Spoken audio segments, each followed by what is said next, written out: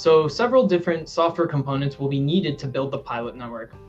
First, we need software that allows us to control the hardware components that make up our quantum network and executes our desired network protocols.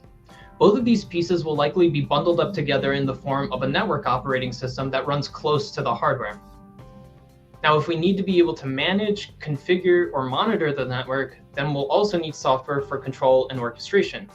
With this software, we can make administrative tasks like reconfiguring devices or keeping track of the status of our network nodes much easier. But it isn't completely necessary during the pilot and trial stage, since you should only be handling a few network nodes. However, once we get to a full-scale deployment, then this type of software will be totally necessary, as you don't want to manage network nodes by remotely connecting to each one. You can imagine that as soon as you get to like 100 of these nodes, it's going to be a huge pain to try and manage them individually like this. So software helps do this as well. Finally, we also need application software which actually makes use of the services provided by the network in order to perform some higher level algorithm or task. So the operating system, control, and orchestration might take care of things like transmitting quantum data across the network or creating resources like entanglement that can be used by the application. But the application software now uses these services to implement things like quantum secure communications or distributed quantum computing, just to name a few. Now, all of these software components also need to run quickly enough to respect timing constraints of the hardware. There's many things that happen in a quantum network which occur very frequently or have really tight timing constraints, and we need to make sure that the software that drives the logic of the network can keep up with these behaviors. At present, many hardware devices that support the storage of quantum data can only do so for brief amounts of time, and I'm talking about like on the order of microseconds or milliseconds even. So if we want to be able to make use of any quantum information that gets stored in these devices, we need to be able to make decisions on how to use any stored data very quickly.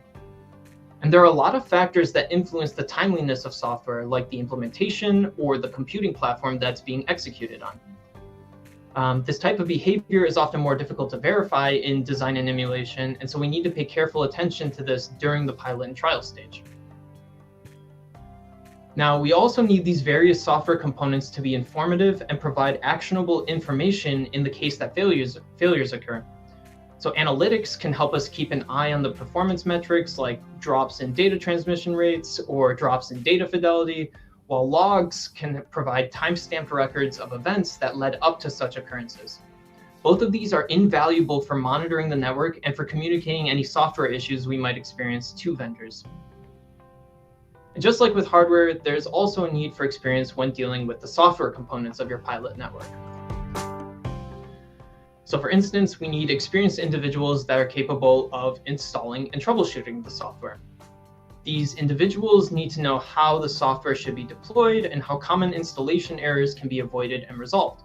So if for some reason we see that the network nodes are unable to communicate with each other over the classical network, or if network nodes begin to behave unpredictably, then we want to be able to identify when these situations are occurring and react quickly.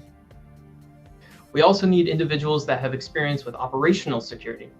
Many security-oriented applications for quantum networks, like quantum secure communications, have assumptions on the classical communication infrastructure in order to meet their security guarantees. And even below the application at the protocol level, it's necessary to employ techniques like authentication to prevent any unauthorized actors from attacking the network and preventing it from servicing our use cases. So if we want to make sure that these aspects of the network are sound, then we need the appropriate experience to do so. There also needs to be experience with troubleshooting the network protocols themselves. So during the testing of the pilot network, we might find that the protocols aren't acting correctly, and it'll be necessary to have individuals that are knowledgeable of the protocol behavior to identify the specific errors that are occurring. And just like the hardware, we'll also want good communication with the software vendors so that we have additional support when rolling out a pilot network. And they can also provide similar things like documentation and training in the usage of their software.